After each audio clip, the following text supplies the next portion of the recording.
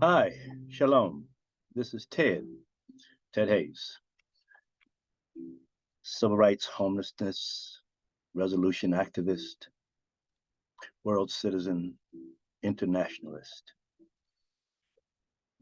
I want to speak with you for a few minutes regarding something ominous in all Americans' futures, as well as the world, frankly. In 2028, the Olympics, the International Olympics, is coming to Los Angeles for the third time, and it came, 1930s. I think it was 32, and came in 1984. And the Summer Olympics this time will be in 2028 here in Los Angeles. There is a growing controversy that will soon be public, but I want you to get out in front of it now so you know what's going on. And you're hearing it straight from the horse's mouth, so to speak. The 2028 Olympic Committee, that is the triad committees of LA, United States Olympic Committee, and of course the International Olympic Committee, as well as all the stakeholders of the Los Angeles, Southern California region, public and private, government and private sectors. And there's a buzz going on because they are all concerned that what occurred around the Olympic season of 1984, they don't want to see it happen again in 2028. And what happened in 1984? Many of you were young people, just weren't even born then, or you were just little kids. And what happened was during that season, the Olympic committees, with the approval of the Olympic committees, and of course, U.S. federal government and the host city, Los Angeles, and the county, had law enforcement officials to sweep the homeless away, or today what we call leaf blowing. They leaf blew the homeless away, out of sight of the peering eyes of the international community watching the Olympic Games, the Olympiads, Summer Olympiads.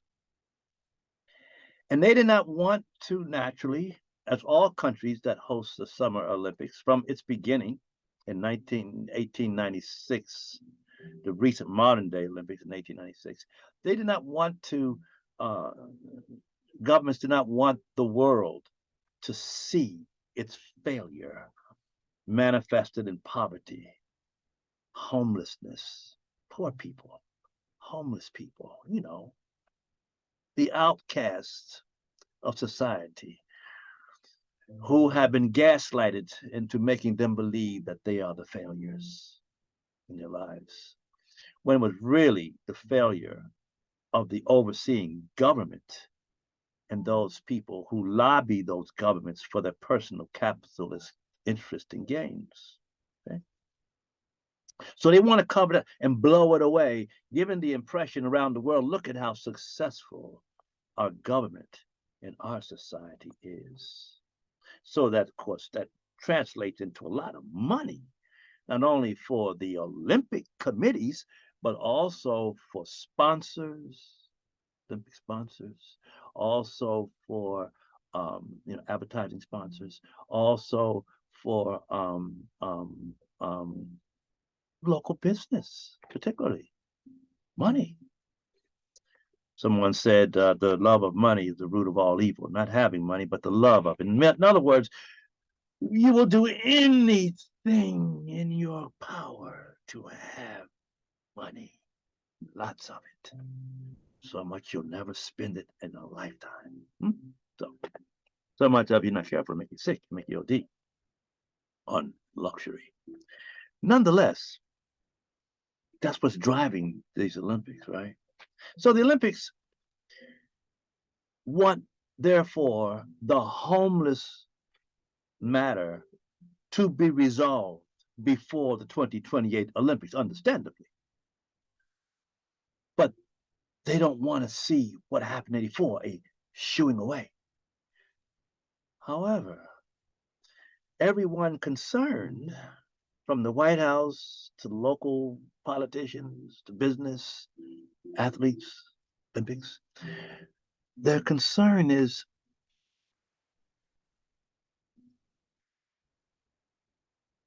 if the United States in 35 years of its inception entity to resolve homelessness in America, which is based in the White House, something that was congressionally legislated back in 1987 during the what was called the Stewart McKinney, now it's Vento, Stewart McKinney Vento Homelessness Assistance Act. They created something in the White House called the United States Interagency Council on the homelessness. It's called usage, and it's for the acronym short, usage. And they were charged by every presidential administration in the 35 years from 1987 to its present day 2022 to resolve homelessness. Well, $6 billion of taxpayers' money later, since 1987, 35 years later, billions of taxpayers' dollars have been wasted because the agency has utterly failed. And they admit it. If you go to the website, White House Interagency Council on the Homeless, you'll see it. It'll show up. You go there, and at the top there's a red ribbon banner, and it says the federal plan to end and prevent homelessness. Okay, the strategic plan. Read that's red. And when you go there, you also look over in your lower hand, you'll see something called, when you go there, usage, about usage. You punch that, and you go down to the end of the page where it talks about the staff of usage. And it lists four different national plans that this organization, that this entity launched. All four failed. And it'll tell you there, and when you look them up, it'll say in big capital letters, outdated. This information is outdated. Even the latest one, which was in 2022, I think it's called Expanding the Tools or something like that. Check it out for yourself. They admit it's outdated as late as 2022, folks. And what they also admit is something that we talked about 37 years ago from Justiceville. We said that it's going to be impossible to house the masses of homeless people even then in LA. The masses, that is. Here and there, a few, yes, the masses. Because we said the cost of rents, the cost of daily living, the cost of utilities, too expensive. Which is why the people are homeless. Not because they're drug addicts, alcoholics, mentally ill. It's too expensive to do that. So, and there's no place geophysically to build housing anyway. Recently, apparently, this is Thursday, October the 6th, 2022, about a week or so, we found it was revealed in the LA Times and other articles. Go check it out if you want to. Check it out. That the LA City Housing Authority and the Los Angeles Homeless Services Authority sent back to HUD $150 million of your tax money, $150 million of your tax money that was earmarked to create housing for the homeless. And they sent that money back stating that they cannot create the housing for the homeless. It's in the back. You see, the White House finally admits privately, because they ain't hit the newspapers yet, and amongst the circles, that they're not going to house the homeless, especially not these days. Now, you see the cost of rent these days, and the cost of living, and we got this sudden inflation, right? which is causing higher cost of living and rentals, and what economists are calling now a growing hurricane economy, recession, a super recession, in fact. And that's going to obviously push more working class, poor people into the streets, first into their cars and RVs. Some are just going to go out and just start buying RVs and forget about rent and buying homes. They're hitting the streets. So you're not going to have, and there is also a greater number of homeless people that you do not see, which we call the invisible homeless. These are people living in cars and RVs, people's couches and spare rooms of friends, or in a garage, or someone's backyard, or in an office somewhere, a music studio, quietly. And these people can't say nothing because they don't want nobody to know that they're homeless when they go to work or they're not drug addicts. Most of the people, they're working people. They're not lazy. They're responsible. But they can't get back in and they can't say nothing. There is no organization. We hear about the visible homeless because they are visible. And all the agencies that want to make money off of that visibility are focused on it, and that makes the news. Even if they could resolve the people who are homeless on the streets, what are you going to do about these that you don't see? It is the economy, as they say, stupid. I have to laugh or I'd cry. I digress.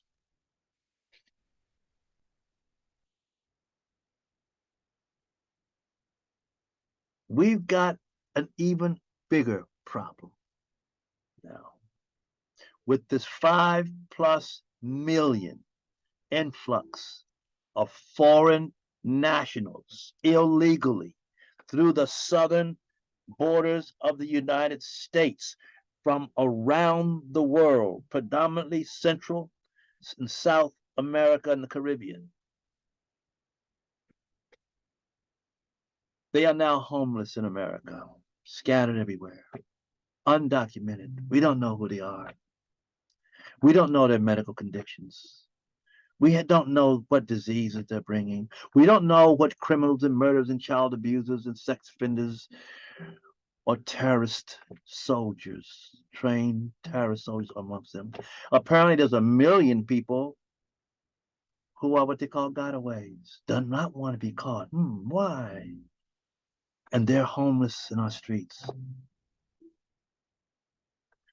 And I asked the White House in my letters to them, I asked the White House, I said, so if you can't resolve the present homeless problem situation and more coming in from the recession, and you admit that housing is not the answer, is not achievable. So how are you addressing these 5 million foreign homeless people? What are you doing with them? These people, I don't blame them.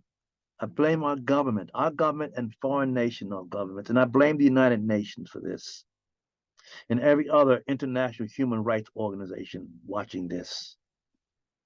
I blame them, actually. That's where it really belongs, because they're allowing this to happen. These folks, their presence is draining resources from American citizens, homeless veterans, homeless people, and particularly Black homeless people, whom are the overwhelming, predominantly disproportionate numbers and complexity. Black homeless people, American Africans, upon whose backs this erroneously purported nation of immigrants is built. It's hurting us. It's eliminating us. It is removing us into a state of inconsequence in the minds of our federal employees, because they're focused more on this 5 million foreign nationals illegally in the country, occupying that which is ours. That's why I got the flag flying upside down, folks. This is not a protest. This is a warning. I love my country. Men and women shed their blood and took other people's blood for the red, the white, and the blue, for me and for you, that we might have liberty and freedom here in this country. And if this goes on, it will be the end of the Union, the losing of the Republic, which we were ordered by the founding fathers to keep. This is a warning.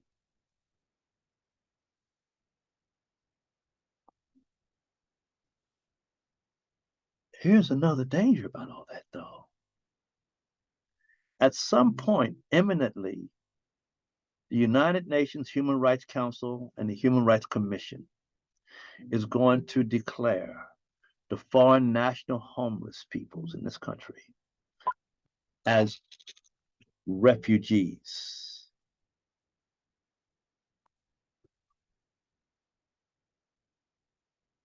As refugees. And the makeshift shelter encampments that they're building everywhere, and the tent cities, the huge tent cities, you've seen them being put up in places like New York, and they're being put on military bases, active bases, and in hotels, perhaps even some cruise ships, according to what the New York mayor is talking about. Well, these locales will be designated by the UN, supported by other international bodies of human watch groups, as refugee camps in the United States. What that would mean now is that the United Nations and the international bodies has just taken from the United States its sovereignty. Didn't I hear somebody a few years ago say something like, if you don't have borders, you don't have a country. If you don't have borders, you don't have a country. What person said something like that? And true as that is, and it's starting to show. Now, if that indeed happens, which could happen almost any day now, this is imminent, folks. This is not years from now. This is imminent, which is why I am preparing letters right now to the United Nations to let them know that I am aware of this, that we are aware of this, and that we are calling them on this, that they should not make this effort. They should not make this move, which I'll discuss later why, how that works. But I'm trying to get that done as soon as possible. I'm putting out this video because it's quick. And I'll put this out and you can kind of begin to, it'll maybe hopefully stimulate you a little bit and catch your cognizance on this stuff, okay? Now, it's imminent.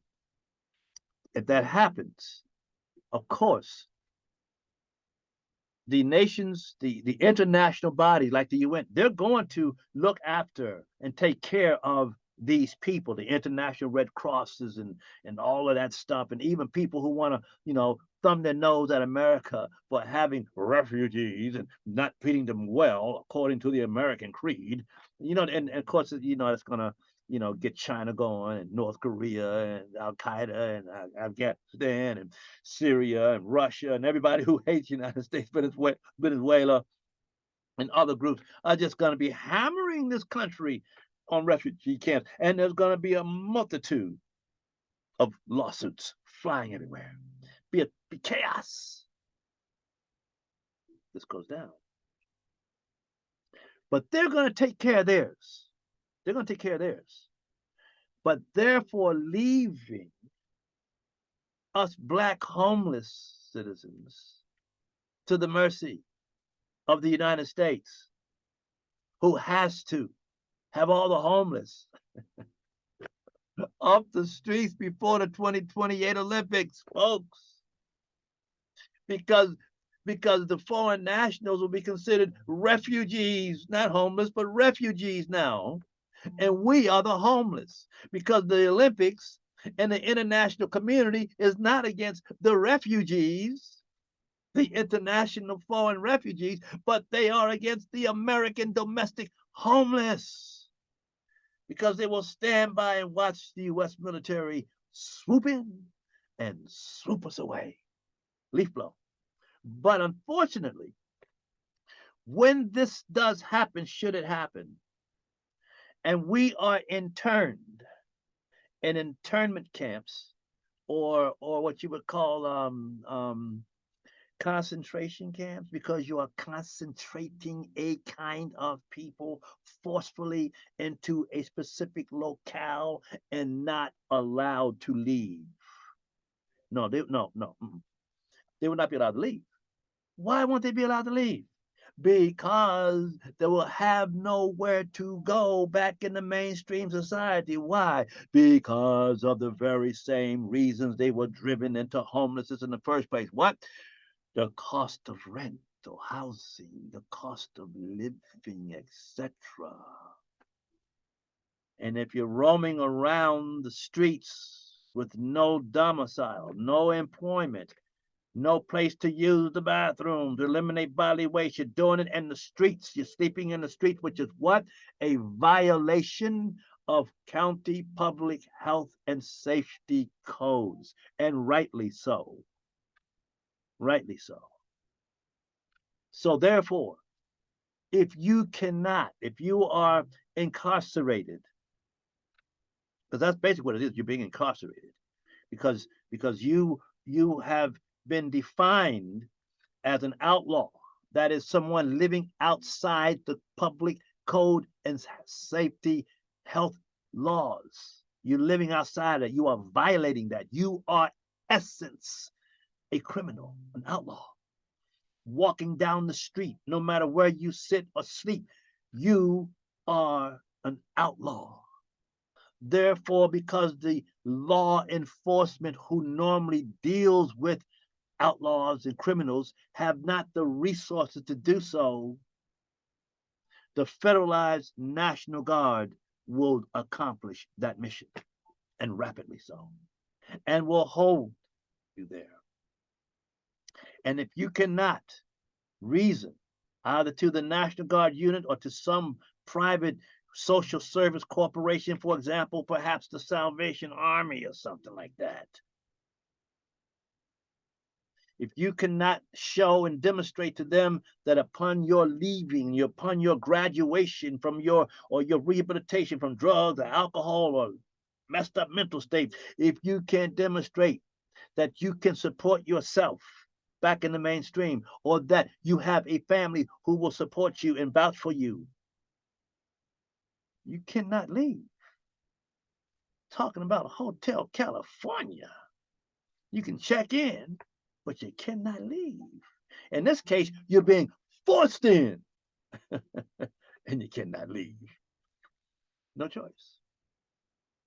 You see, I'm saying this stuff to you not because I'm trying to scare you, because if you're being scared, that you should be scared. Actually, I'm scared. Frankly, I'm scared because it's very real. I want to shake you up. I want to shake you out of your comfort zone, because this freedom that you have in this country is not forever. It's not safeguarded. It's not guaranteed. You got to make this thing work. That's the nature of what America is. The Constitution. You read it. We the people. We got to make it work. If we don't make it work, it don't work. And if we don't make it work, what you see happening right now, that's what's going on. That's what's working, because we're not working. So I'm trying to not only warn you, but admonish you to learn of these things. So we American blacks, and of course the American homeless, but mainly us, we are going to be rendered inconsequential. And there was a gentleman a few years ago, black fella from California, an attorney. He was involved in the massacre situation there in Africa several years ago on the Clinton administration. The Burundis and the Burundas murdered each other and so forth. And they were doing a lot of reconciliation work over there and legal work.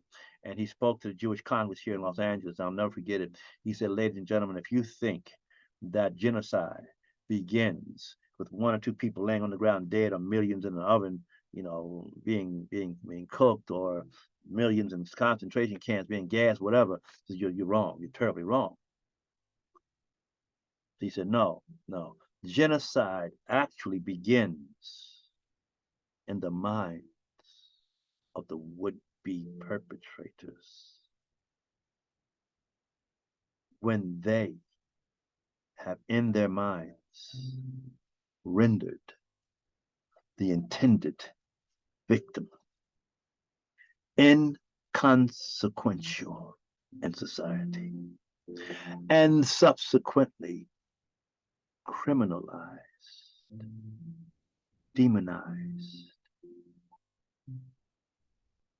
Then they have the fortitude, the justification, the moral rectitude to remove what the Nazis called the vermin from general society. Someone said, a vice president of the United States said back in 2012, he warned you, he warned black people, he warned us American Africans. He said he was gaslighting. He was gaslighting, you know who, right? But another party. But he said, they, meaning we, are gonna have y'all back in chains, back on the plantation. Yeah, they wasn't playing. I miscalculated on when all this would go down. It's coming a lot quicker. You see, I believe this. Provided we don't stop them from doing this madness, the military action will have to take place between 2023 and late 2026. Why do I say that? Because what they will do if the military comes, it's going to be so shocking and antithetical to the American creed. In fact, it will destroy the country because we use the military to forcefully resolve a social malady, okay, on an innocent people put there by the failures of society. Okay, it will be the dissolving of the Union, and it will be the loss of the Republic. The American experiment will be technically over. Most people won't realize it right away, but everybody in the know, like you and me, will know it's done. Still be called United States and all that stuff, but in actuality, it's gone. Why? Because they use the military to resolve a social malady. The American experiment is over, and everything that King George said about the impossibility of what the founding fathers wanted to occur has come to pass.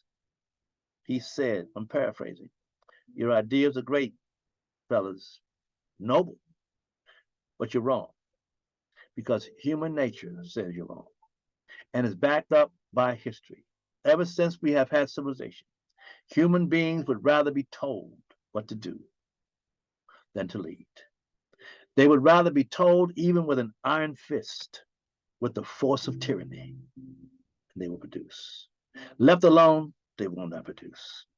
And you know the funny thing about it, folks, if you read the Declaration of Independence, the founding fathers agreed with the king's assessment. He agreed. I mean, you read it, says it. They said, yeah, people would rather suffer discomfort than to fight against it, oppression, until they get fed up, then they rise up. But they, interestingly, end the Declaration of Independence, this last sentence, they ended with this hopeful note. Knowing King George is right about human nature, that we the people can't get our act together. They know that. They said, however, with a firm reliance on the protection of the divine providence, we mutually pledge this cause. Before the supreme judge of all the world, we will demonstrate the rectitude of our intentions, that by his protection, by his grace, and by his mercy, we the people will indeed embrace a ascend to, effectuate what the creator of all human beings equally, who endowed us with certain inalienable rights. He gave it to us, not government. Among them, life, liberty, the pursuit of happiness, property.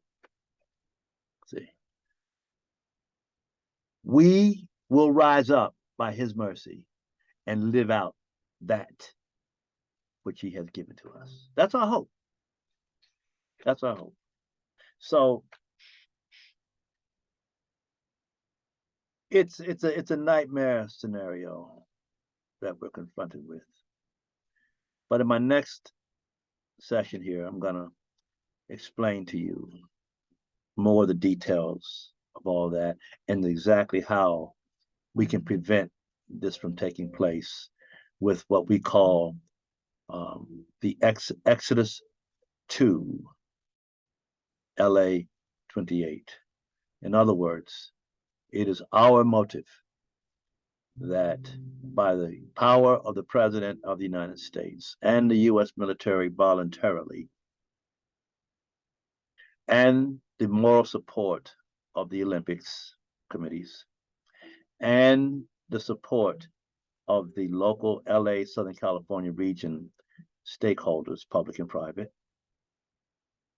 that by and before the July 14th opening day of the LA Summer Olympics, homelessness throughout America, beginning in LA, the former national global capital of homelessness,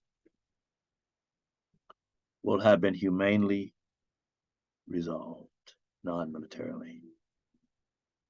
You can go to, I'm going to give you the website that you can go to. You can go to Exodus IILA Olympics.com. That's EXODUS little IILA Olympics.com. Exodus IILA Olympics.com. You can go there and you can study everything that I have prepared there for you. That's all I have right now. The next time I speak with you, I'll try not to speak so long. The next time I speak with you, I will cover more of the details and show you what we can do and use this situation to our advantage. Okay? All right. Bless you. Thank you for your time. And I tell you, what, I don't know how many minutes it's been, 20, 30 minutes, I'm not sure, but whatever time it is, if you listen to this, it is worth your time. Okay? Okay. Bless you. Talk with you later.